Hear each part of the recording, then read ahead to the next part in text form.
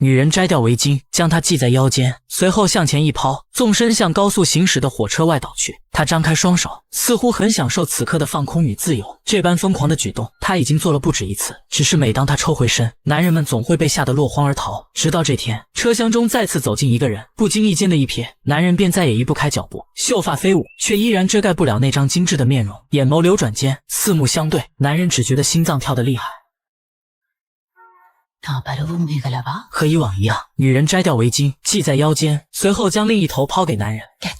她再次闭上眼睛，迎风翱翔，却不知这一次的男人不同于以往。只见他不惧反省，将围巾在手上绕了几圈，以柱子为支撑，也将身体探出了车外。这一刻，湖水中满是天空的倒影，而男人的眼里也尽是女人的笑容。随着火车的行驶，女人很快睁开了眼睛，瞧见眼前的男人，惊吓之余，赶紧将他拉回了车厢。两人你看着我，我望着你，一时间竟都不知道该如何开口。直到火车到站，女人匆匆走进人群，阿迪亚才后知后觉地追了出来。他远远瞧见那个在风中起舞的身影，刚想追上前，却还是晚了一步。好在他也坐上一辆公交，并在十字路口与女人的车辆并排停在了一起。设法博得对方的注意后，阿迪亚开始询问他的名字。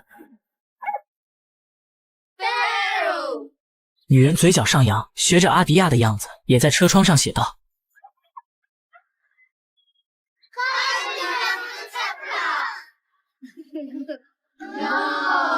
来不及过多交谈，车辆便驶入了不同的方向。阿迪亚并未放弃，他寻觅在城市的各个角落，只是两人的缘分似乎并不被上天眷顾。他们进过同一家照相馆，在同一面墙上做同一幅画，于同一家餐厅用餐，却始终未得碰面。直到这天，阿迪亚瞧见了墙上的一只手印，脸上闪过一丝不易察觉的惋惜后，他也终于能够确定那个女子就在这个地方。原来阿迪亚并不是个普通人，而是远近闻名的手相大师，只需看一下掌纹，便能知道对方的过去和未来。可身为手相大师，他自己却没有爱情线，或许这就是频频错过的原因。只是上帝也有打盹的时候。这天，阿迪亚受邀为一名富翁看相，因为直言不讳惹怒了富翁，遭到对方手下的追打，在逃跑时不幸被一辆车子撞倒。但幸运的是，当他一身是伤的走到医院，却看到了那名苦苦寻找的女子，而通过吊牌，他也终于知道了对方的名字。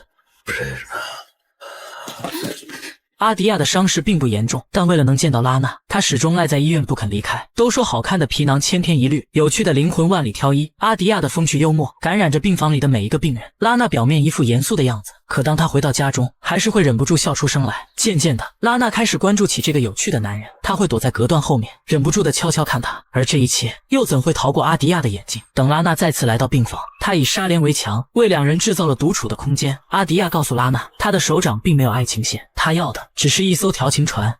ఫ్లోటేషన్షిప్ ప్రేమికులు చేసుకుని అన్నీ చేసుకుంటారు, కానీ ప్రేమించుకోరు. ఒకవేళ ఇష్టమైతే రేపు 10 o'clock షార్ప్ హాస్పిటల్ వెయిట్ చేస్తా ఉంటాం. మరి వస్తే ఏం చేస్తా? కిస్ చేస్తాం.纱帘旋转着四散开来，阿迪亚这一番轻浮的话语，尽管让拉娜觉得心脏乱颤，但更多的却是生气。于是第二天，拉娜便乘着火车来到了300公里外的医疗站。只是当她走下火车，却远远瞧见在雨中等候多时的阿迪亚。300 కిలోమీటర్లు వర్షంలో బైక్ మీద వచ్చేసాడా?这一刻，拉娜的嘴角渐渐上扬，她不听朋友的劝阻，径直朝着阿迪亚的方向走去。昨日那些轻浮的话语，在真诚的行动面前，似乎一下变得苍白无力。他坐上他的摩托，两人皆是会心一笑。雨过天晴，车子行驶在黄昏的马路上，他牵起她的左手，置于自己腰间，又牵起她的右手，兑现了昨日说出口的那个吻。之后的日子，他们一起逛街，一起购物，一起徜徉在碧蓝的海滩上，一起去看雪山下的彩虹。他托起她的后腰，忍不住凑了上去，见她闪躲，他便将那份温柔印在了她的额头。这天他们再次外出游玩，在火车上，阿迪亚的身份却被别人认了出来。మీరు విక్రమాదిత్య కదూ? No. ఈయన the great Thomas విక్రమాదిత్య.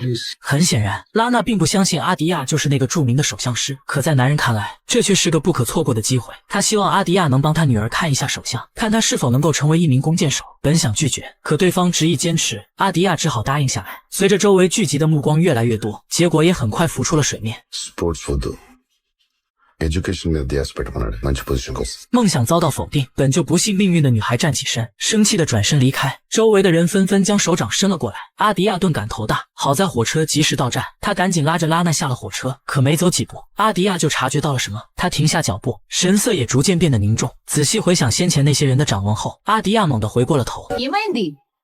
ఆదిత్య, ట్రైన్లో వాళ్ళందరి లైఫ్ లైన్ తంత్రంగా అయిపోయి火车仍旧在高速行驶，顾不上拉娜，阿迪亚赶紧向前追去。通过捷径，他终于赶在了火车前面。只是当他拼命地挥着手时，却发现火车拐入了另一个方向。阿迪亚面露悲色，这场事故他终究还是难以阻止。第二天一早，电视台便播报了这次意外。而当拉娜看清事故中的那些面孔后，顿时感到后背一凉。同时，他也终于明白，原来阿迪亚真的是那个著名的首相师。清澈如镜的湖面上，阿迪亚与拉娜同船而渡。闲聊之间，拉娜突然伸出手掌，希望阿迪亚也能看一下他的命运。阿迪亚没有拒绝，从爱情到事业，阿迪亚尽数娓娓道来，描述的如童话一般。只是当他提到生命线时，拉娜却将头转向了一旁。నీ లైఫ్ లైన్ కూడా నీలాగే ఉంది, ఫుల్ ఆఫ్ లైఫ్.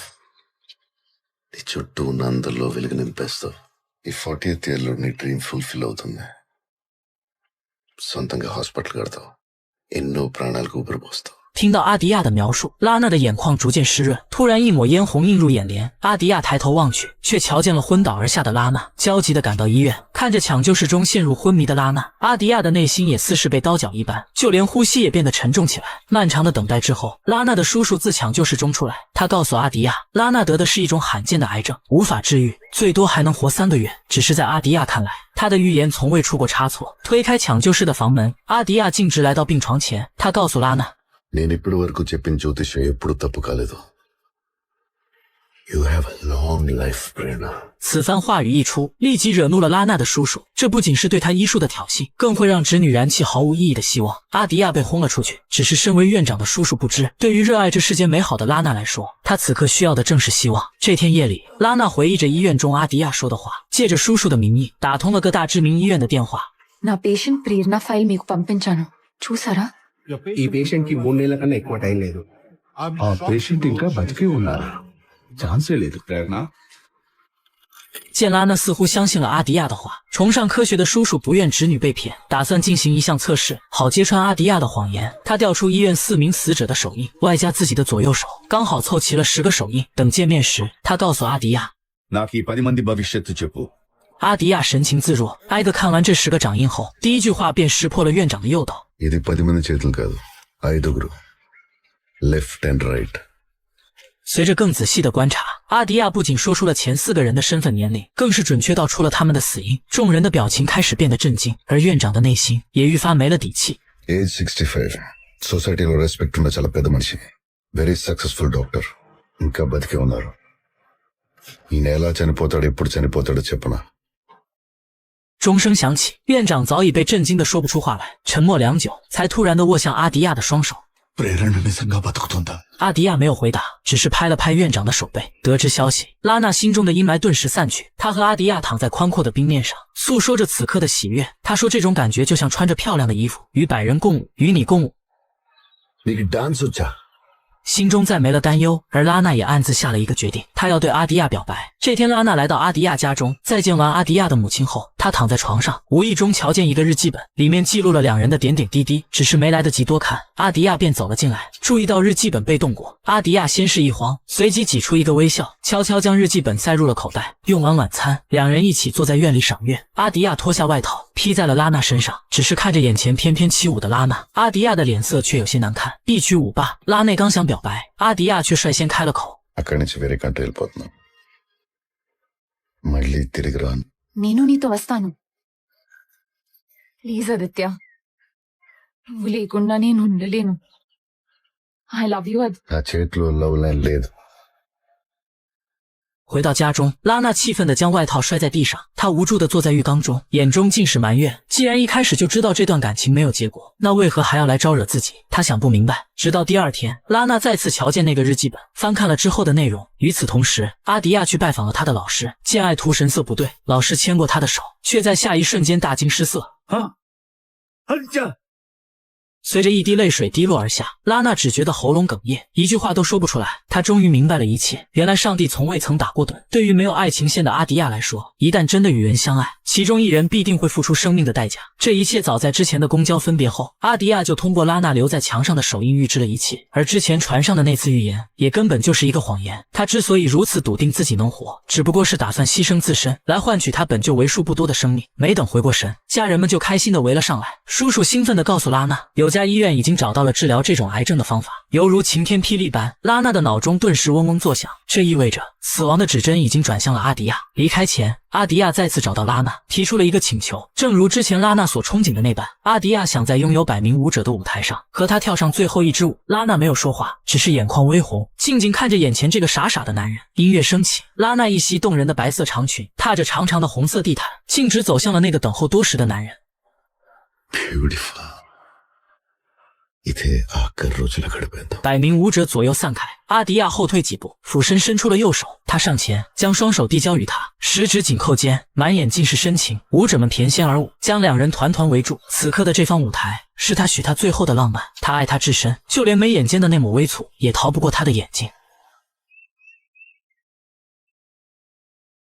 ना कोसो 他点头，舞蹈也开始变得愈发欢快。只是阿迪亚不知，这场舞会其实是属于2个人的告别。第二天，阿迪亚悄悄离开，他从口袋中翻出一个包装岩石的东西，上面写着请在26号打开。阿迪亚没想那么多，以为他只是拉娜送的一个礼物。随着飞机的缓缓升高，阿迪亚很快来到了另一个国家。在这里，他遇见了一个老熟人，正是之前火车上的那个女孩。事故虽未取走她的性命，却夺走了她的父亲和右臂。可此刻，他依然背着那只寄托梦想的箭袋。చెయ్యలేని వాళ్ళకి ఫ్యూచర్ ఉండదా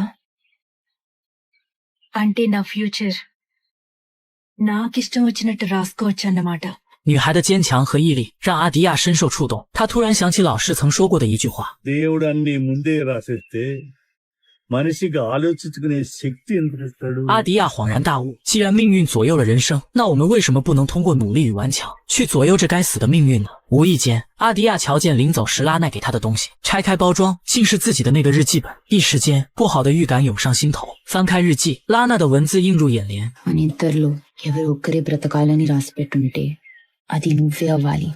千里外的另一头，拉娜独自开着轿车，嘴角微扬，神情淡然。她闭上眼睛，双手离开方向盘，随后猛踩油门，径直向着悬崖冲去。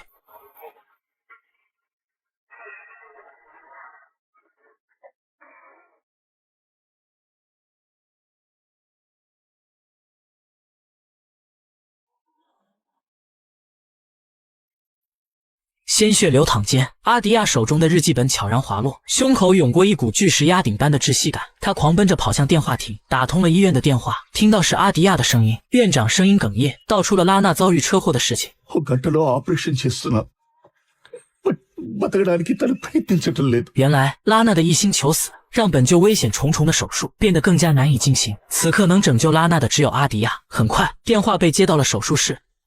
प्रेरणा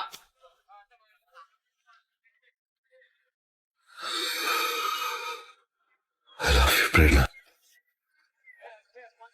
阿迪亚满眼泪水，这一次他毫无隐瞒，尽情诉说着自己的爱意。他说：“如果你准备好了为我而死，那我也可以为你而活。”他说：“我这就来接你。”他说：“你应该为我而活。”拉娜的意识开始逐渐苏醒，而这场迫在眉睫的手术也终于得以进行。大雨滂沱，阿迪亚拦下一辆出租车想去机场，却被司机告知，由于大雨飞机早已停飞，此刻想要出国只能走海路，而大海正是阿迪亚预言中自己将会丧命的地方。可此时的阿迪亚顾不了那么多，他赶上了最后一班轮渡。果然，当路程行驶到一半时，一场海啸席卷而来，短短几分钟，轮船已经倾斜了大半。阿迪亚几次险些丧命，但此刻为了拉娜，他也想和命运抗争一次。迎着不断坠落的重物，阿迪亚迎难而上，逆向而行，终于在力竭前登上了轮船的最高点，并打响了信号枪。当清晨的第一缕阳光倾洒而下，拉娜也终于被推出了手术室。她眼眶泛红，远远瞧着前方那个浑身是伤的男人，泪眼相视，两人都未曾开口，直到他掏出藏在身后的那朵玫瑰，泪水掺杂着欢喜，才终于顺着眼角夺眶而出。我们时常抱怨命运不公，抱怨出身不好，抱怨运气不佳，可天下哪有绝对的公平？人生短短几十年，爱情也好，事业也罢，与其抱怨，不如勇敢接受命运的挑战。从现在开始迎难而上，